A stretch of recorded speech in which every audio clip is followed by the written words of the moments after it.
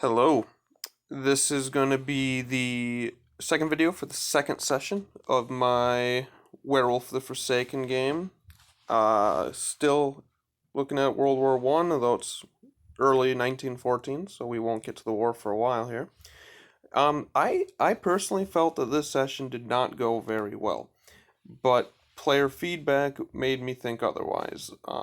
They all seem to have really enjoyed the session, and unfortunately, I'm not sure why I felt like it was a bad session and why they didn't, but hopefully more sessions will reveal that.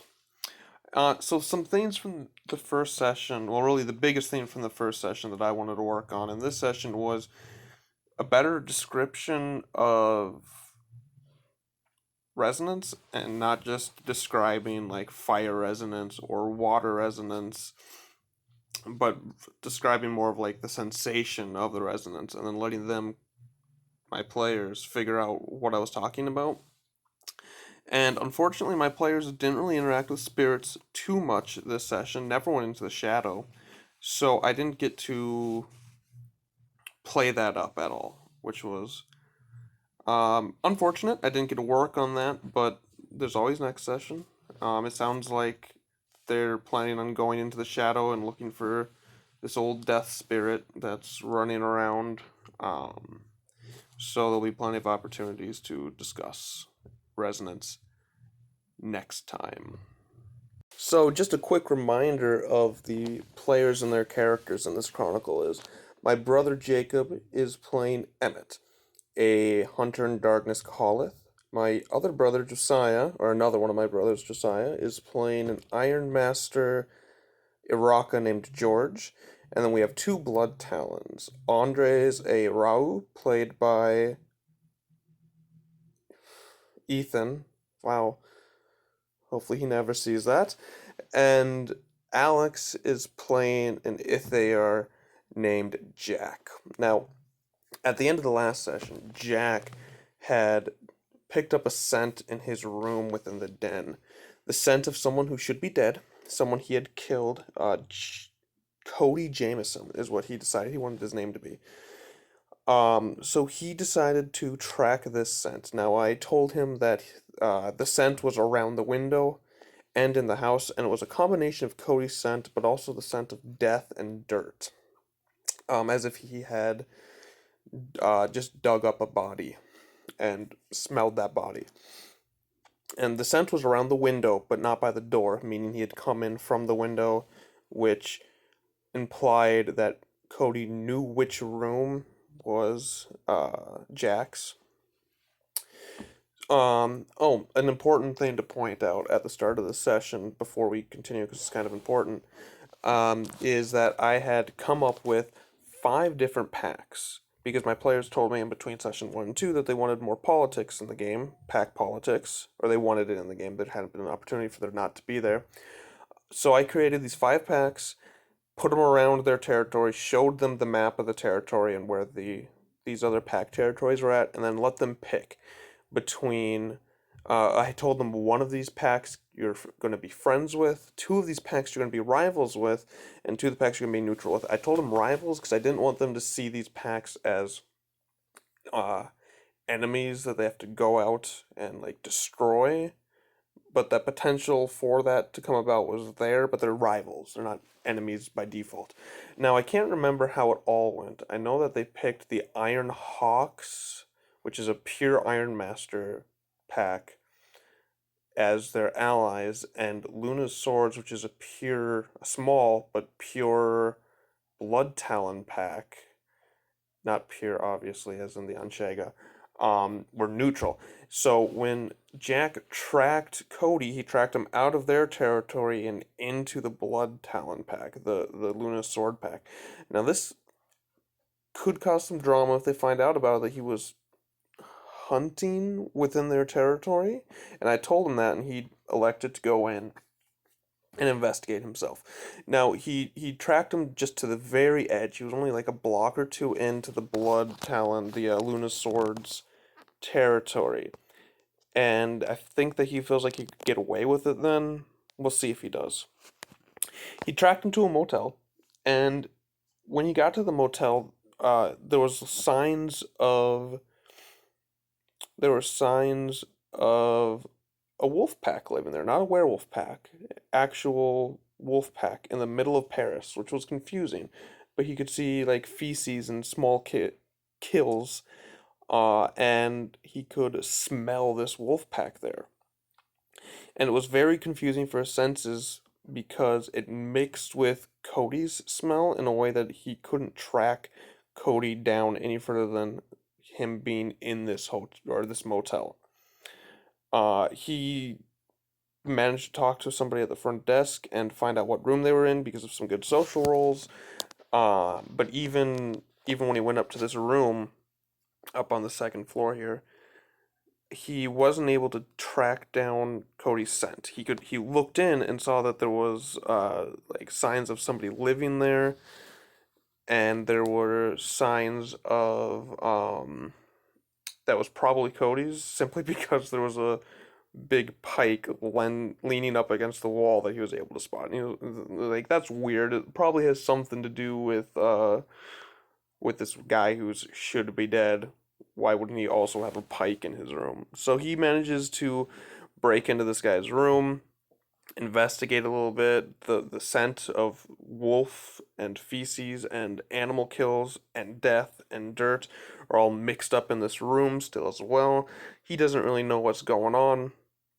The pike smells of death. It's an iron pike. He thought to look at the tip, of course, because he's thinking, well, maybe it's a silver pike. He's coming after me.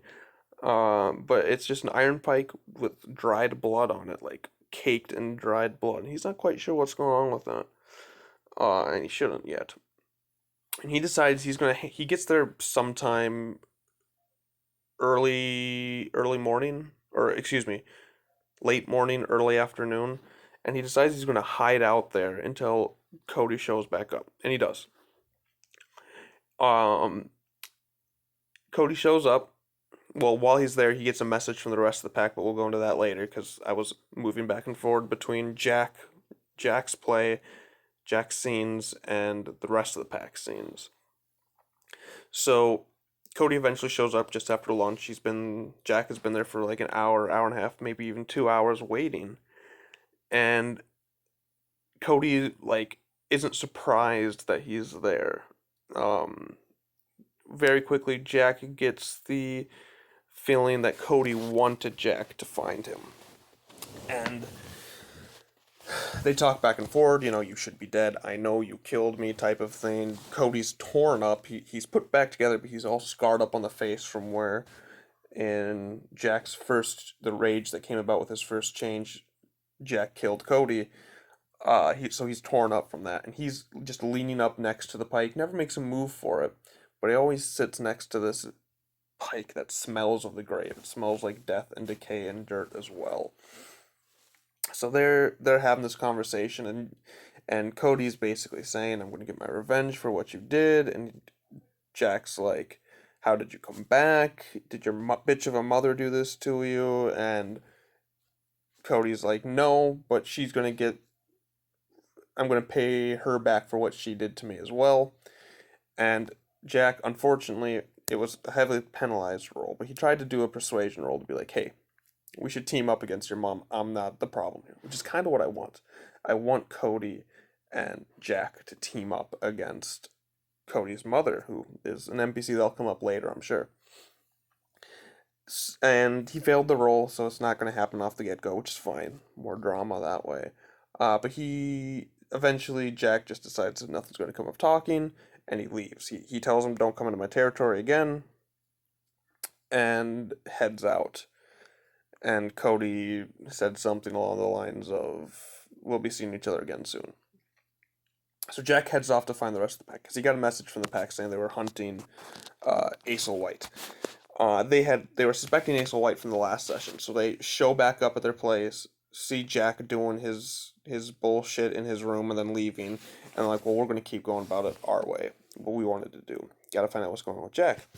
So they go and they speak with Diane Albrecht, their Alpha and Elodith Ironmaster, and she doesn't have too much more information than what Josiah's character, had already gotten from the Iron Masters in a plot hook that had given them at the start of the campaign. They talked for a little bit, and they called Maurice again, and Maurice was like, "Oh, you already did it," like thinking they'd already finished. And they told him what was going on with Aesel White, and he wasn't happy to hear Aesel White was out of prison, and because he had been causing problems in his turf, which is, from the last session, he's a mob boss, and he gives them the address to where he lives, and they find out that Aesel lived in their territory and did a lot of killing in their territory before he was caught, which is right before they had moved in. So they weren't around when Aesel was doing these killings, but Aesel was killing in their territory. Interesting. Well, they decide we gotta go check this address out. So they spend, I think it took like 20 minutes for Emmett to do the messenger right. Just to do some poor rolls. And they send a message to Jack, like, hey, Aesel's killing in our territory. He lived in our territory. Here's the address. We're going to go check it out. And then we got the Sacred Hunt right. They're like, we're going to throw this up. I recommended it. Actually, I think I retconned it. Because they showed up at Aesel's place. And I was like, do you guys want to have said back at your den you did the Sacred Hunt right and then came out? Because this is only our second session. I don't expect them to get everything down. I could have pointed it out earlier. I didn't. So I'm like, we can retcon this. So they performed the Sacred Rite. It was super cool. Currently, the only player character who can do the Sacred Rite in the pack is George, which is the Iron Master, the Araka. So they do the Sacred Rite. They bring out this bowl of fire so that their totem can like stand in the middle of it, and then they carve out the symbol of their territory to symbolize what were these? Oh, it was to bring in the Iron Master symbolism so that George could get those 2 extra dice, one from the totem and one from the tribe symbolism, which was cool. And then Emmett bled on George because you need blood, and then they all shift into Dalu form and did this mock like hunt, kind of like what's in the book, and it was pretty cool. They succeeded in like 2 or 3 rolls because they had such a huge dice pool, and then they're off, and they end up spending like 2 hours trying to find this dude's house because of some botched rolls, which was fine because that let me bring Jack back in quicker, which was very good. So the 3 of them still show up at Azel's old house, and it's clearly been abandoned. No one's shoveling the front yard. Some windows have been broken. There are no lights on, that sort of thing. But coming out of the windows, there's this stale scent of blood. And, of course, my player's like, oh boy, who's he killed in there that we are just finding out about now? And they sneak around and go in the back door, and the back door is actually already open, and there's a drift of snow in there, so it's been open for a while.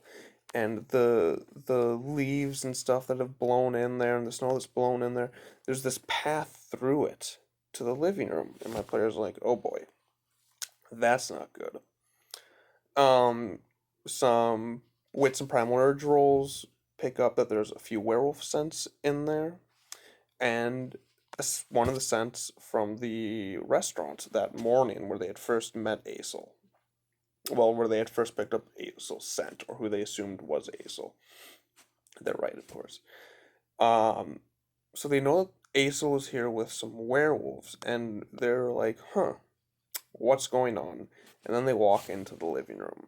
Well, what they find here in the living room is some sort of ritual or rite, technically, sigil on the ground, a big one, in some sort of human blood.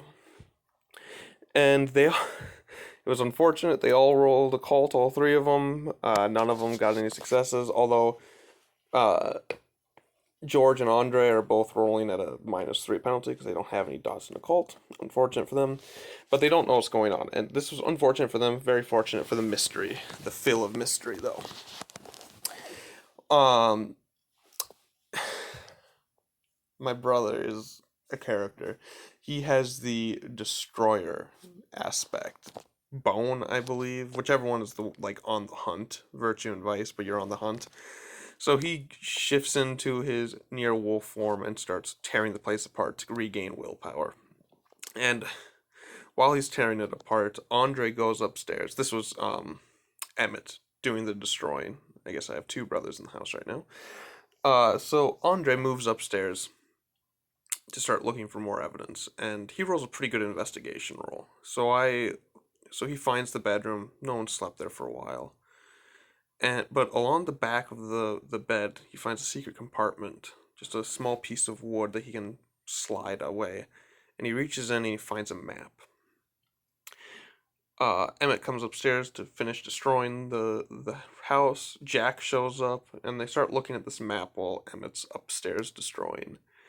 And they realize that this map is something the police missed. It's all of Aesel's spots where he killed. Now, I had hoped that they would have figured this out on their own, or had thought to be like, maybe Aesel's returning to the scenes of his crimes and killing people. But they hadn't come to that yet, and we've been playing for a while during our second session, so I gave them this map. I just kind of dropped it in there for them. And they realized, hey, that killing was the killing this morning, the massacre in the restaurant. It was less than a block away from a place where Aesel had killed people. So they start looking. They're trying to figure out what's going on. Emmett comes downstairs, licks the blood, so he can track the direction, and he realizes, hey, to the north here, I can sense whoever this is. They're north of us, and they look at the map, and to the north of them, near this school, this elementary school that is outside of their territory, but at least Emmett knows it's a locust, and it's the school that in his backstory he protected from an Aslu that was coming to kill the kids and seal up his locust, and is now one of his sacred places outside of his territory, which is interesting. He's up in that direction, and there was a killing. One of Aesel's killings was there too, so they're like, oh, we need to get on this. So they wrap a rope around wolf form Emmett, and Emmett tracks him through the streets, which was hilarious. They definitely got some looks.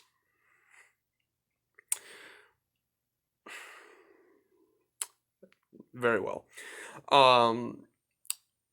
They arrive at where they think he is, and again, they can pick up the scent of blood coming out of this house. Still in their territory at this point. They can see the school from where they're at, but they're still in their territory. And as they sneak up to the door, they can hear like soft sobs and whimpering. Andre waits outside the row, doesn't have good stealth. The other three sneak in to see what's going on. They all rolled really good, and everyone was kind of distracted by what's going on inside the house.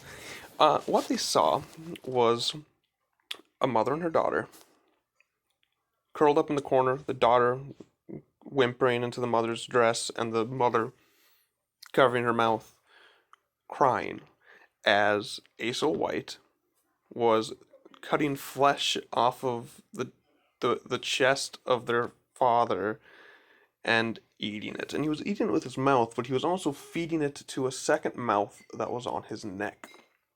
Obviously, something very strange. They sneak up, try to fight him, and successfully defeat him. And the whole time, this is actually a very proud moment for me.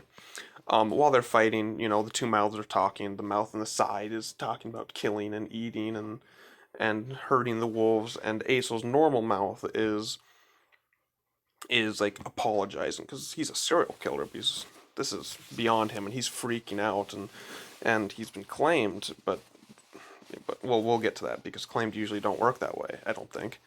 But the proud moment for me was the fight was going very very in the favor of the wolves, obviously, 4-on-1.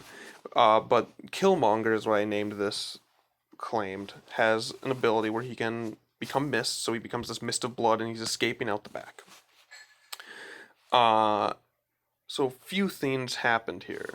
The first one, well, maybe not in chronological order, but the first thing that kind of happens is Jack lets out a howl. Ithair have their once per session ability that lets him scare away spirits and then call allied spirits or allies of their totem, allied spirits of their totem to him, and he manages to pull in this fire spirit from next door, technically the spirit of the oven, and it starts moving in. At the same time, not at the same time, but relatively at the same time, he uses his crescent moon gift to identify that Aesol's bane is silver. So Emmett, the Kahalith, is upstairs trying to find silver, and he manages to find like a silver necklace. But the scene that the description that really made me happy was when Josiah's character, the Araka Ironmaster, shifted up into Garu form and made his way into the kitchen. I described to him how the floor wasn't able to hold his weight, and he was making huge footprints in the floor as he cracked, and he wasn't able to get through the doorway. And as he pushed his way through, he took part of the doorway with him. It was a really cool scene, and I described that there was music playing and stuff for ambience, and I just hear him whisper to himself, and I'm like, wow, that's really badass. And that was a proud moment for me. Fortunately, he wasn't able to do anything because Killmonger is a blood mist. And Andre's doing something as well. He's getting the kids to safety, or the kid and the wife to safety. He ends up dropping them out of a window into a snowdrift. Killmonger sees the silver, breaks through, shifts back into his human form, breaking through a window, and begins running down the street. So these four hunt him down. There's an explosion behind him as this oven spirit blows the house up using the fire and gas from the oven. So that's 2 buildings in 2 sessions, but in 1 day that Jack has indirectly allowed to blow up, which perhaps that's a trend. I suppose Emberheart likes that, though, as a fire spirit. Their totem. So, my original plan was to let Killmonger get away so that they would have an enemy to hunt. But this was because I thought that Alex was going to play a Stormlord. He always plays the character that would get along well with Stormlords. That's just the type of character he role plays. But he decided he wanted to be a Blood Talon. He's playing a military character, like a part of the United States military. And Blood Talon made sense for that, so he decided he's going to go Blood Talon. So, claimed as nobody's preferred prey in this pack. So instead of having him turn into Blood Mist and escape, like was the original intent the first time I created him, instead I let them do some good streetwise rolls and corner him and bring him down using that silver chain. Killing him using the Sacred Hunt Right to eat the spirit. Everyone had to roll their wits or their resolve and composure rolls to not go crazy and lose harmony. None of them did, but George, which is actually good at that point because that's Harmony 7, so he became Harmony 6, a little bit closer to that magic number 5.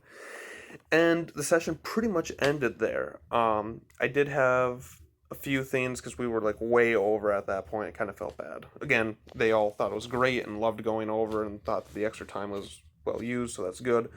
But I did kind of cram in a few things that I'll be able to go into more detail in this next session here.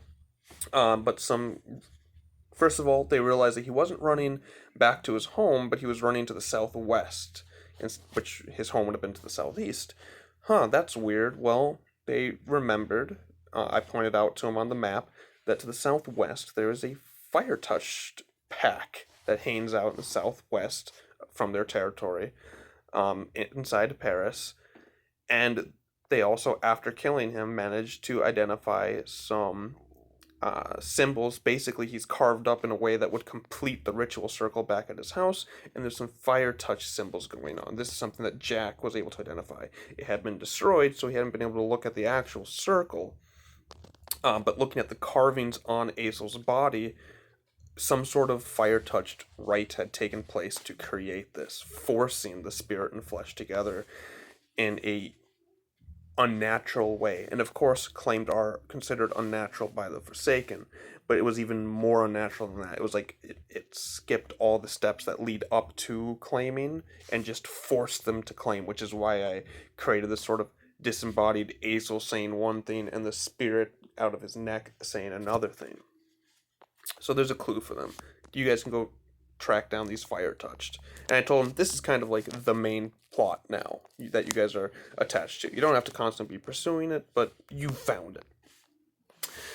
I also let them send one of their packmates, a human street orphan that gathers information for them, to pick up a letter and a package for George from the British embassy. He called him and said, "Hey, my nephew's coming," or something like that, and got this package and letter. And good thing, I think it was Patrick that they sent. They have 3 of these orphaned street orphans.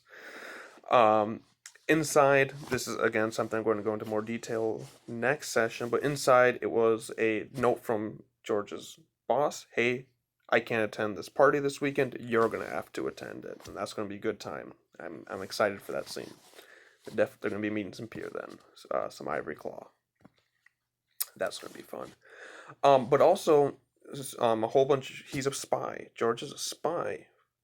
And one of his informants, someone, left us this package. A whole bunch of badly taken pictures of some carnage in the Balkans. And one of the people who they think is associated with the carnage, whoever gathered this information, is a African man with a scar over his eye and a white ghost eye, which is another character from Jack's background. And Jack knows that this character is a werewolf.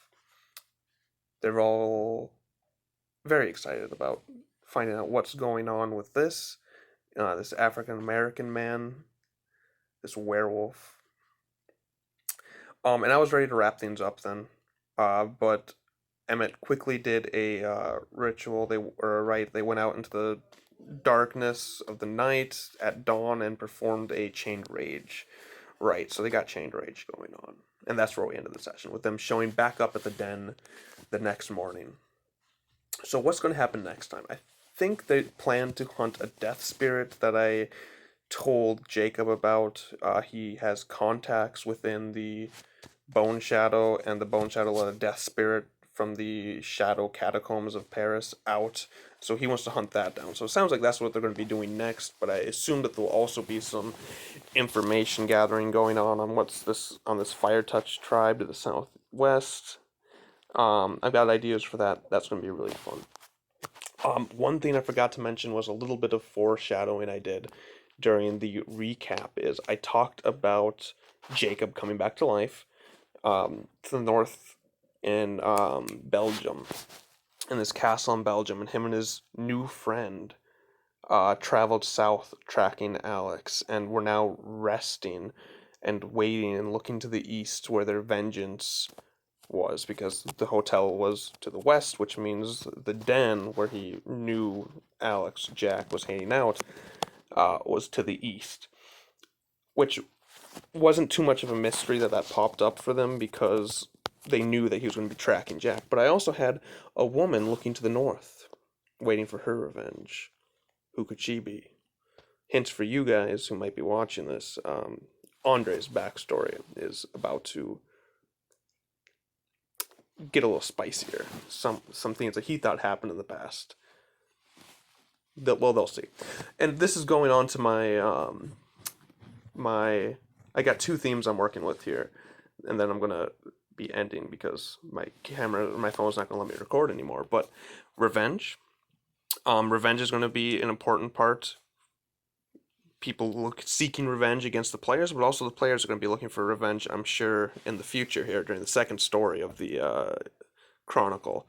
And also this feeling of death and not dying. That's also going to be important because of some things that will happen much later on. So I'm trying to foreshadow those themes.